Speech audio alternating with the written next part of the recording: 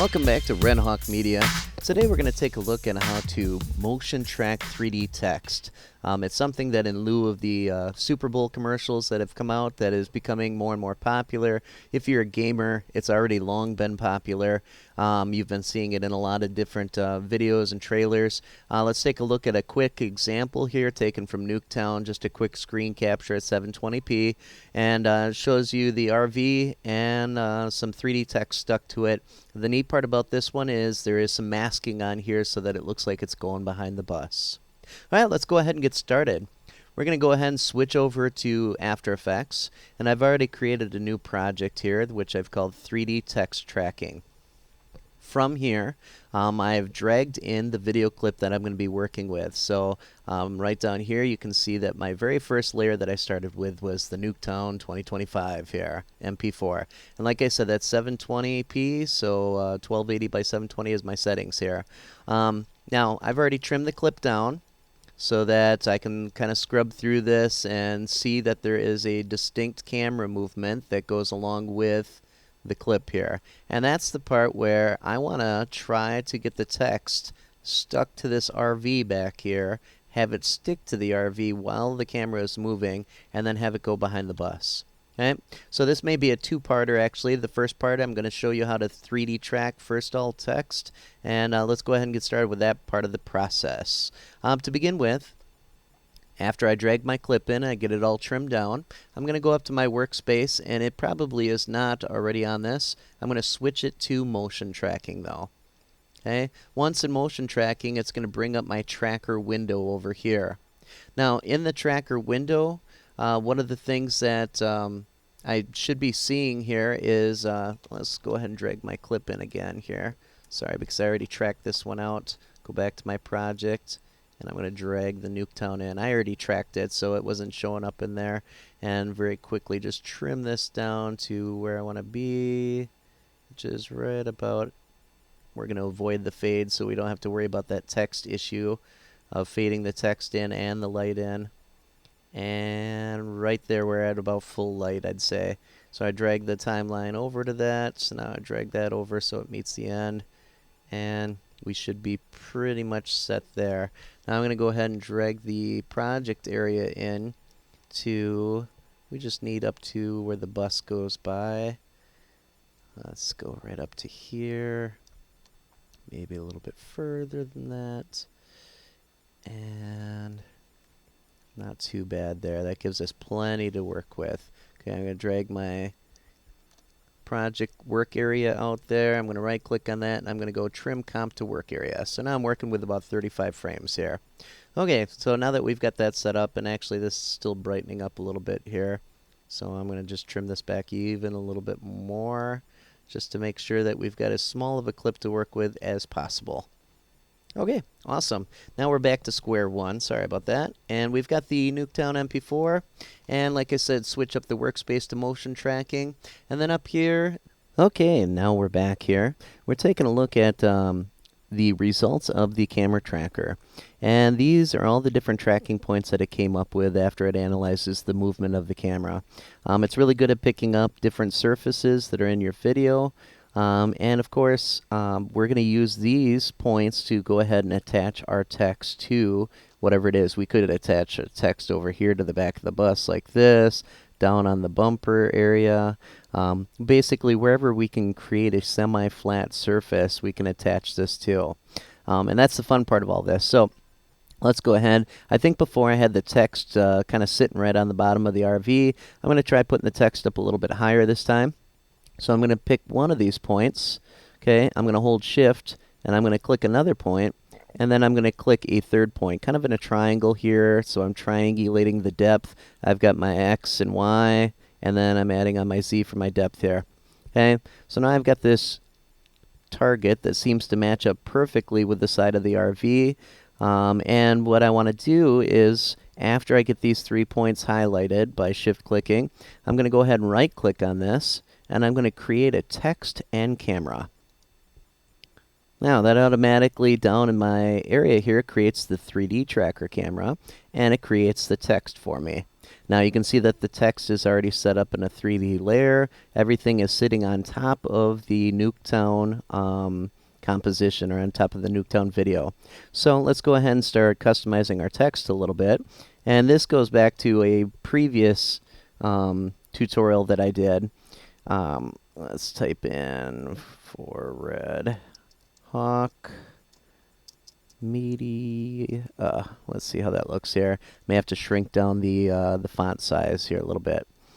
Okay, let's go ahead and get that up there, and take the font size down a little bit here, and right about in here so it fits on the side of the thing here. It looks like I gotta add my A in, capital A. Oh, there they are.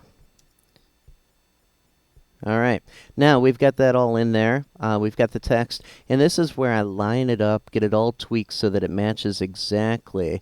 Now it's pretty close on the side of the RV, and I'll know in a little bit whether or not it looks really good once I add some 3D extrusion. But you can see that it's kind of leaning up a little bit, like it's tilting up on the Z-axis. That I'm going to want to rotate down so that it matches the line of the RV on top, which is a general sloping motion here. So let's go ahead and tweak that before we get too much further here. And I'm going to go ahead and just grab my rotate tool, or click on W. And on the Z axis, I'm going to go ahead and grab this and just rotate that down. And you can see I'm working at a 3rd resolution now that we're doing the 3D tracking. Yeah, that looks pretty decent right there, actually. Lucky guess. All right, now the other thing that I can do, even though I've attached it to those 3 points, it's picked out the surface, so it will, even if I track it along here, let me get the pointer tool. I'm going to slide this back a little bit so that it's more on the actual RV here. So bring that back. It still knows that it's attached to the RV, so even though I'm sliding it along the x-axis here, that'll work out perfectly. And let's take it back so it's right up against the back of the thing here. Hey, there we go. All right, not too bad, and it looks like it's all lined up all the way down. Now we're going to go ahead and add some 3D extrusion to this, just to get a better sense of the depth and if it's tilted the right way on the X and Y axis. So I've already got it on Ray Trace 3D here, which is what I need the renderer to be on to be at this option. If you haven't, switch it over to this. It's probably on Classic 3D if you're just opening a new project. So Ray Trace 3D. Then I come down to my text layer. I'm going to do my drop down here really quick. And with Ray Traced, I get the geometry options. And the one that I'm really interested in particular is the extrusion depth. And then I'm going to just bring that up a little bit here to give it just a little bit of depth. And that is a lot of depth, so let's go ahead and dial that down just a pinch here. Let's type in here maybe 4 pixels. Okay, and not too bad. All right, now I can't really see a whole lot of what's going on here. We got to shine some light on this. So I'm going to go ahead and create a layer, new, go to light, and I'm going to go to a point light, color white, and then I'm going to make sure that it casts shadows, and I click OK. All right, now we can see what we're doing here. At this point, I go ahead and tweak the text to whatever I want. If I want to add on some more specular intensity here, I can make it a little bit more shiny and slippery looking here, more like metal.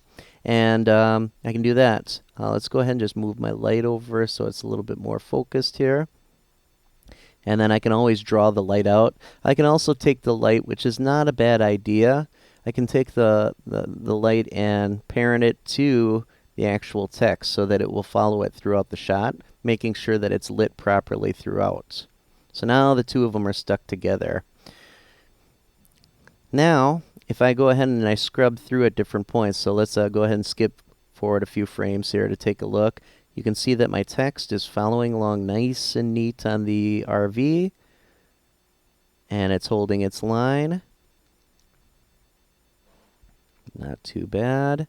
And I might take it and tilt it down just a little bit more because it looks like compared to over here that I could do that. Okay. And the other thing is once you add on some extrusion, you start to see whether or not it's like straight up and down properly. I think right now it's pretty good. I could probably rotate a little bit on the x-axis. Okay, but for the sake of time here, we're going to move along. Okay, and I just checked through this. If you want to take a good look at it at full resolution just to see how it's lining up, switch it over to full here and give me a moment to process here. And then once that shines up or shows up, I'm going to have a really good idea of what the settings are on my text and if those are looking the way that I want. Don't forget to, dress up your text, add on a bevel effect. So under the effects, go to perspective, add on the bevel. Whether it's bevel alpha or just the bevel edges, you can add that on. It adds a lot of depth and character to your text here. That looks pretty good, though. Not too bad. All right, for a quick once over. Now, here's the problem that I'm going to run into eventually, and this is where I begin the next part of the tutorial. I've got the text sticking on here. The problem is we've got a video layer, which is Nuketown. That's on the bottom. It's a flat layer. I have a 3D layer that is text sitting over the top of it. So once I start to scrub along here a little bit further into my video, and I'm going to switch it back to third so this doesn't take forever and a day. But once I start to move along, you can see this bus is coming up into the shot. And let's get up to 20 frames in here. And the bus is ominously getting closer to the text. And you're going to see what the problem is here with all of this. Let's click up to here. And almost there. And right at the very end of all of this here. All right, here's our problem. My text is still technically sitting on top of this layer. So as I go along a little bit further here, and I keep going, the text is going to keep overlapping on the bus.